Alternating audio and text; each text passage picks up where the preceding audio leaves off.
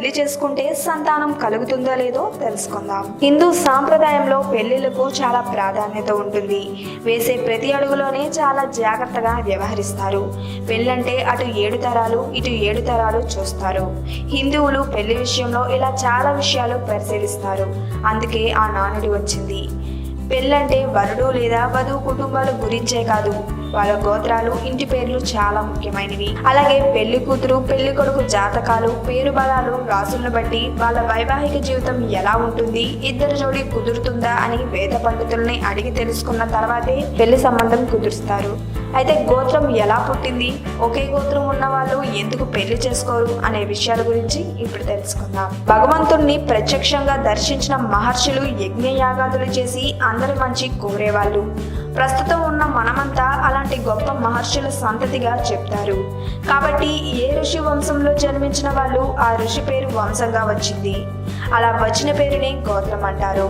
ఋషులలో భరద్వాజుడు, అంగీరసుడు, విశ్వామిత్రుడు, కౌండిన్యుడు, గౌతముడు, ఆత్రేయుడు, వశిష్ఠుడు, యాజ్ఞవల్క్యుడు, సాండిల్యుడు, కౌండిన్యుడు, పరాశార, శ్రీ వత్స మహర్షులు ఉన్నారు.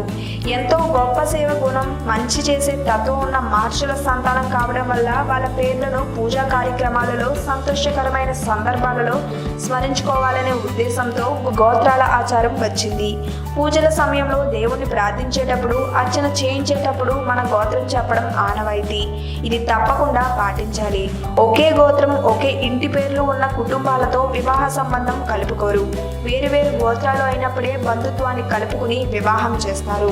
సాధారణంగా ఆలయాల్లో, ఇంట్లో, పెళ్లిల్లో పూజలు, వ్రతాలు చేసేటప్పుడు గోత్రం అడుగుతారు. అలాగే పెళ్లి సమయంలో 2 కుటుంబాల గోత్రాలను పోల్చుతారు. ఒకే ఋషి వంశంలో జన్మించిన వాళ్ళను సగోత్రికులు అంటారు. సగోత్రికులు అంటే అన్నా తమ్ముల వరుస అవుతారని అర్థం. అందుకే వివాహ సమయంలో వధూవరుల గోత్రాలు వేరుగా ఉండాలని భావిస్తారు. ఒకే గోత్రం వాళ్ళంటే ఒకే జన్యువులు కలిగిన వాళ్ళు. పెళ్లి చేసుకుంటే సరైన సంతానం కలగకపోవచ్చని సైంటిఫిక్ గా ప్రూవ్ అయింది.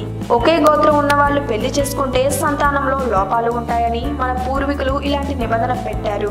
గోత్రం అంటే గోవు, గురువు, భూమి, వేదం అని అంటారు. అయితే అలాంటి గోత్రాలకు మనకు సంబంధం ఏమిటంటే, మన పూర్వీకులు తమ ఆవుల రంగుల బట్టి, అంటే తెల్ల ఆవులు వాళ్ళు ఒక గోత్రం, నల్ల ఆవులు వాళ్ళు ఒక గోత్రంగా, చదువు నేర్పించిన గురువులను బట్టి కూడా గోత్రాలను నిర్ణయించేవాళ్ళు.